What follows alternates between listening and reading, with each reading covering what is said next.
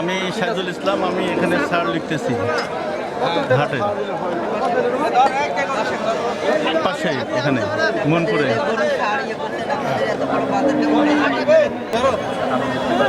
অবশ্যই ভালো লাগছে, ক্রেতা বিক্রেতা সবাই খুশি, আমরা খুশি, মোটামুটিভাবে হচ্ছে। এবং এলাকায় এখানে স্থানীয় একেবারে মফস্বল এলাকা, গ্রাম অঞ্চল যাকে বলা হয়, একেবারে গ্রামের মধ্যে বাজার, একেবারে দেখা যাচ্ছে যে আশেপাশে একেবারে সহজেই পাচ্ছে, এতে করে আমার অনেক ক্রেতা বিক্রেতা সবাই খুশি হচ্ছে। সালাম বেটবাড়া